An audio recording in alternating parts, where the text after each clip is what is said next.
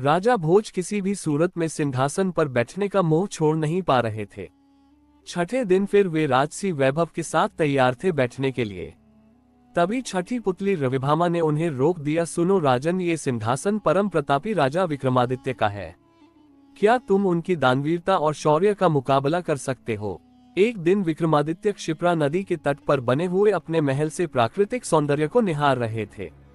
बरसात का महीना था, नदी उफन रही थी और अत्यंत तेजी से बह रही थी। इतने में उनकी नजर एक पुरुष, एक स्त्री और एक बच्चे पर पड़ी। उनके वस्त्र तार तार थे और चेहरे पीले। राजा देखते ही समझ गए कि वे बहुत ही निर्धन हैं। सहसा वे तीनों उस नदी में छलांग लगा गए। अगले ही पल प्राणों की रक्षा के लिए चिल्लाने लगे। विक्रम ने बिना एक पल गंवाए नदी में उनकी रक्षा के लिए छलांग लगा दी। अकेले तीनों को बचाना संभव नहीं था, इसलिए उन्होंने दोनों बेतालों का स्मरण किया। दोनों बेतालों ने स्त्री और बच्चे को तथा विक्रम ने उस पुरुष को डूबने से बचा लिया। तट पर पहुंचकर उन्होंने जानना चाहा वे आत्महत्या क्यों कर रहे थे। पुरुष ने बताया कि वह उन्हीं के राज्य का एक अत्यंत निर्धन ब्राह्मण है जो अपनी दरिद्रता से तंग आकर जान देना चाहता है। वह अपनी बीवी तथा बच्चे को भूख से मरता हुआ नहीं देख सकता और आत्महत्या के सिवा उन्हें अपनी समस्या का कोई अंत नहीं नजर आता। इस राज्य के लोग इतने आत्मनिर्भर हैं कि सारा काम खुद ही करते हैं, इसलिए उसे कोई रोजगार भी नहीं देता।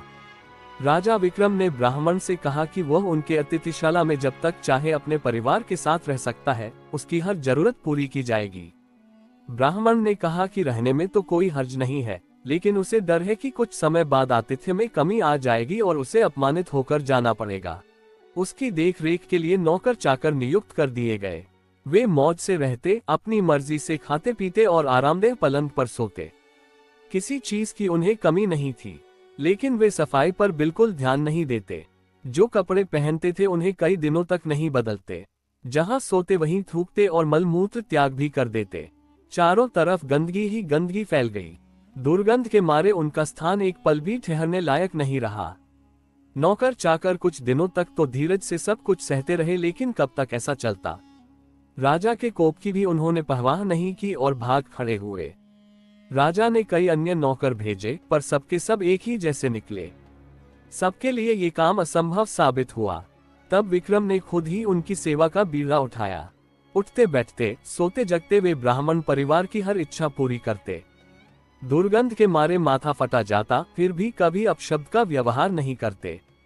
उनके कहने पर विक्रम उनके पांव भी दबाते।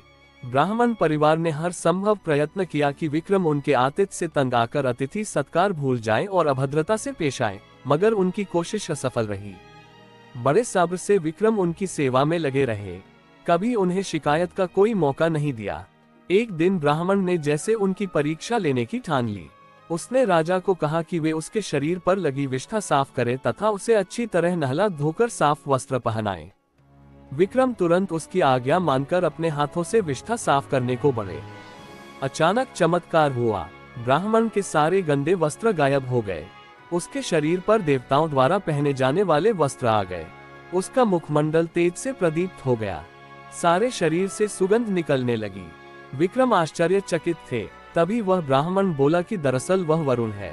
वरुण देव ने उनकी परीक्षा लेने के लिए ये रूप धरा था। विक्रम के अतिथि सत्कार की प्रशंसा सुनकर वे सपरिवार यहाँ आए थे। जैसा उन्होंने सुना था वैसा ही उन्होंने पाया, इसलिए विक्रम को उन्होंने वरदान दिया कि उसके राज्य में कभी भी अनावृष्टि नहीं होगी तथा वहां की जमीन से 3-3 फसलें निकलेंगी। विक्रम को वरदान देकर वे सपरिवार अंतर्ध्यान हो गए। इतना कहकर रविभामा बोली, बताओ राजन, क्या तुम में इतना धैर्य है कि इस तरह से किसी का आतिथ्य सत्कार कर सको? राजा भोज असमंजस में पड़ गए और बिना कुछ कहे अपने कक्ष में लौट गए।